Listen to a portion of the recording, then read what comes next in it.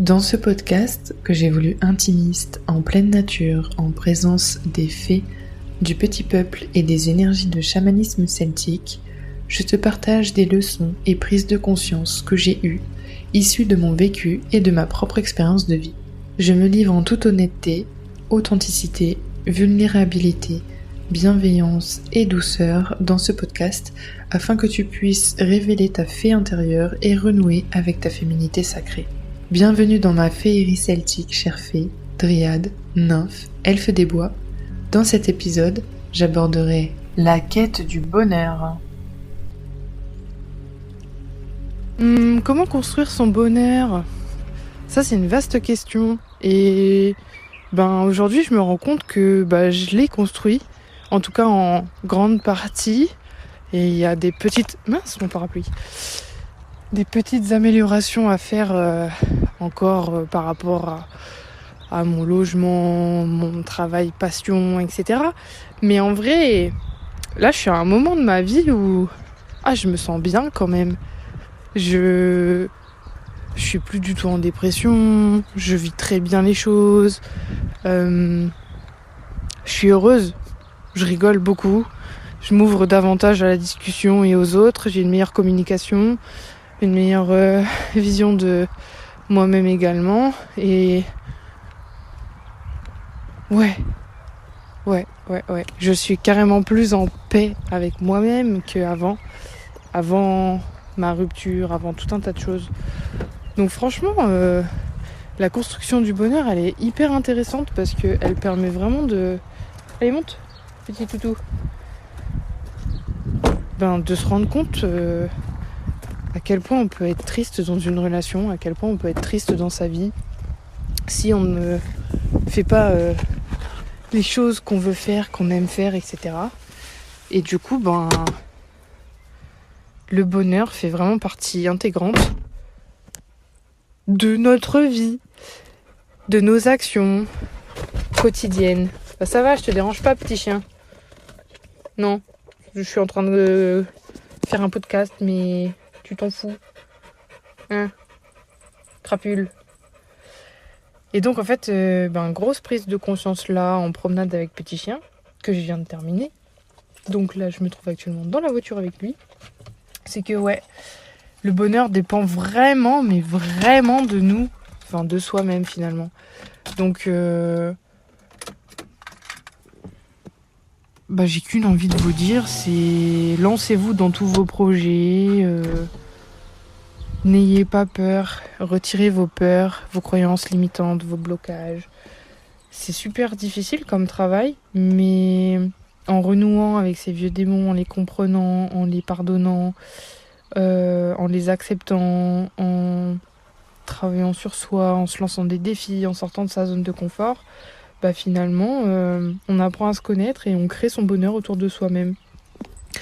Par exemple, avant ma rupture, je faisais des boulots qui ne m'apportaient rien. J'étais dans le commerce en tant que caissière. Après, j'ai fait employée de rayon. J'ai fait femme de ménage dans un gîte. J'ai fait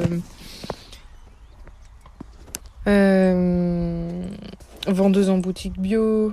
Mais j'étais plus employée polyvalente qu'autre chose. J'ai travaillé en tant qu'animatrice Tupperware. J'ai travaillé... qu'est-ce que j'ai fait encore ? Ah oui, j'ai fait des sacs à main en tant que maroquinière pour un sous-traitant de... Ah non, je crois que j'ai pas le droit de dire la marque. Mais d'une grande marque de luxe. Qu'est-ce que j'ai fait encore ? J'ai fait trop de boulot en fait. Et dans aucun, je me sentais bien. Et là, le dernier en date... Bon, je suis en intérim, je suis pas embauchée encore, mais c'est factrice. Et très très honnêtement, je me suis jamais sentie aussi bien dans un travail, alors que au tout début, le tout premier mois, c'était tellement difficile. Le temps d'emmagasiner tous les noms de rues, le circuit, les noms des gens, leurs petites habitudes, les habitudes du titulaire aussi, de la tournée. les process. Oh, c'était extrêmement complexe. Mais finalement, je m'y retrouve parce que j'ai des collègues, mais je les vois que le matin et le soir quand je rentre.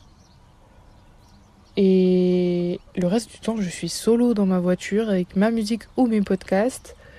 Et je marche beaucoup. Parfois, j'ai des clients avec qui je peux discuter. On discute bien 5-10 minutes. J'apprends des choses pour certains. Pour d'autres, c'est de la discussion divertissante. Mais j'aime beaucoup parce que en plus, je n'ai pas de tournée à moi. Donc, je vois beaucoup de villages différents. Et il y a des villages dont je me régale parce qu'ils ont une beauté incroyable. Certains sont en pleine campagne et c'est juste magique. D'autres, c'est des tournées en ville, donc c'est beaucoup de bâtiments et d'appartements. Là, c'est moins drôle. Mais je marche beaucoup et honnêtement, la marche, je fais environ, on va dire une moyenne de 15 000 pas par jour. Mais très généralement, comme en plus je promène le petit chien le soir, je tourne à 20 000 pas par jour. Donc quand je fais mes 20 000 pas quotidiens, je me sens bien. En plus, je suis pratiquement tout le temps dehors dans la journée. À part les fois où je fais ma conduite pour aller d'un village à l'autre, pour passer d'une rue à l'autre. Mais les 3/4 du temps, je suis dehors. J'ai passé un hiver où j'ai pas été malade du tout. J'ai beaucoup plus de muscles aussi du fait que je marche beaucoup. J'ai trouvé plus d'inspiration parce que mon esprit divague complètement quand je marche. Je suis peut-être même un peu trop dans le mental d'ailleurs. Je laisse trop mon mental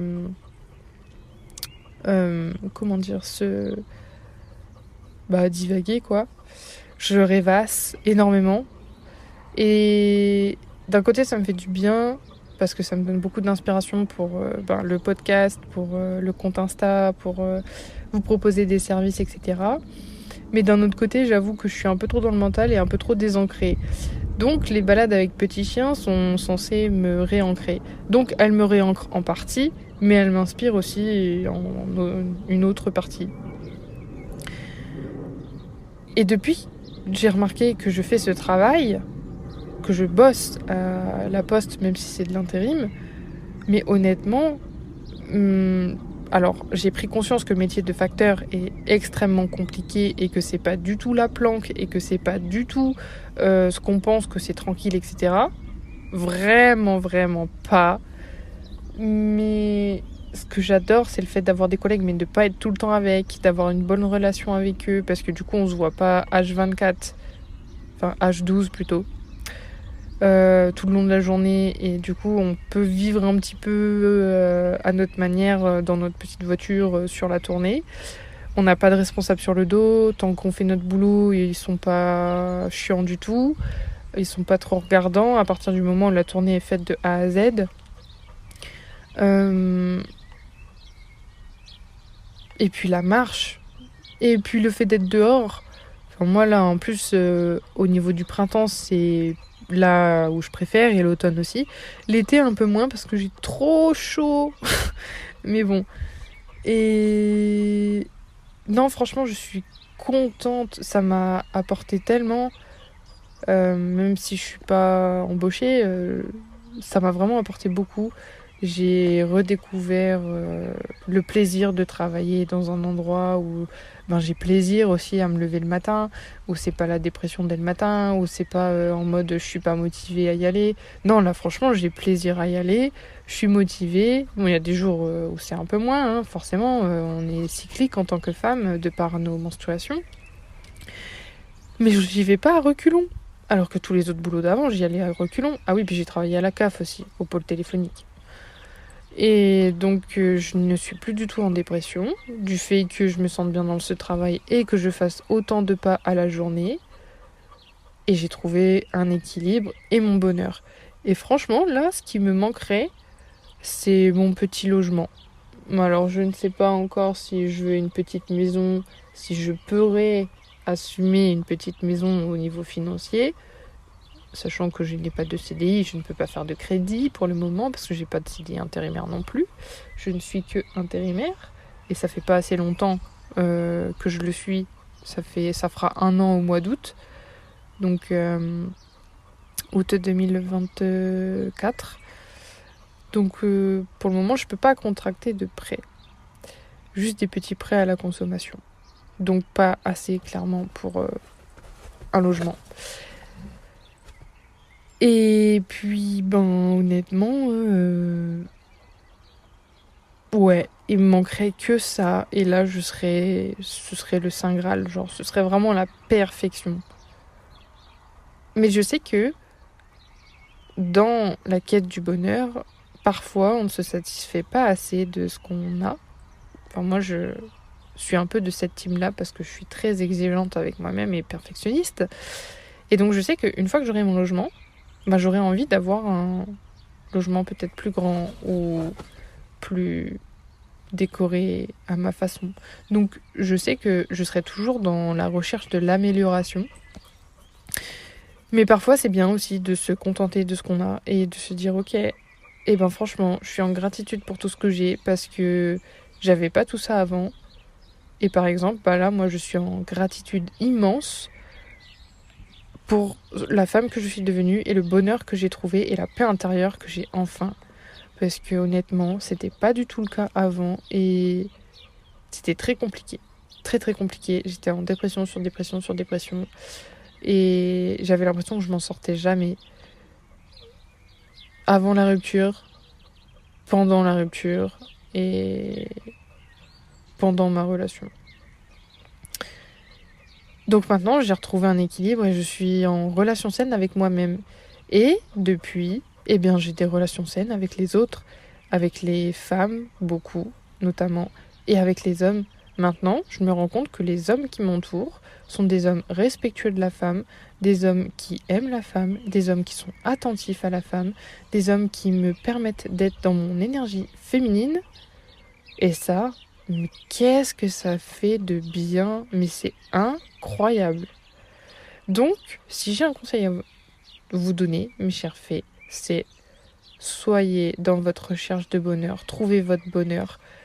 Et une fois que vous êtes dans votre bonheur, laissez totalement s'exprimer votre féminité. Peu importe dans l'ordre que vous le faites, clairement, j'ai envie de vous dire, c'est vous qui ressentez l'ordre dans lequel vous pouvez faire tout ça.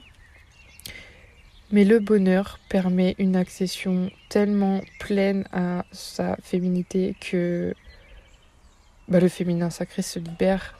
Et c'est juste magique, ça engendre tellement de changements positifs dans sa vie pro ou perso que la relation à soi est différente et la relation avec les autres aussi.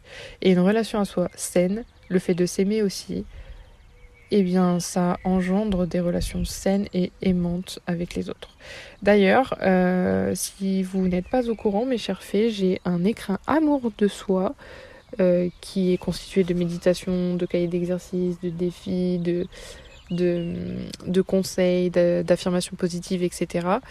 Le lien est dans la description du podcast et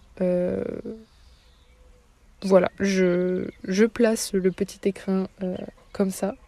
Je fais mon auto-pub et n'hésitez pas surtout à me dire vos retours si vous consommez cet écrin. Parce que je vous jure qu'il est fait avec amour, bienveillance, authenticité. Il y a une connexion aussi avec Aphrodite, donc c'est pas rien quand même. Donc voilà, j'espère que ça vous aidera dans votre quête du bonheur et dans votre recherche d'amour de soi. Et sachez que ça a été incroyable, la transformation que ça m'a donné de faire cet écrin amour de soi, ça a vraiment été incroyable. Parce que du coup, j'ai vécu une sorte de renaissance qui a commencé. Et là, maintenant, ça fera l'épisode ça fera le sujet d'un prochain épisode. Ma transformation de quand j'étais petite à la femme que je suis arrivée et devenue aujourd'hui. Ça, c'est magique. Donc rendez-vous dans l'épisode prochain, suivant, pour pouvoir voir cette transformation. Je te remercie de ton écoute. J'espère que cet épisode t'a plu. N'hésite pas à le noter avec les étoiles que tu juges nécessaires sur la plateforme d'écoute de ton choix, à me laisser un commentaire si tu veux me notifier de quelque chose ou me partager ton enthousiasme. Partage cet épisode à une fée dont tu penses qu'elle a besoin de l'entendre. Et sur ce, suis-moi sur mes réseaux pour plus de conseils et d'expériences de vie. Féeriquement, magiquement et celtiquement, à la prochaine!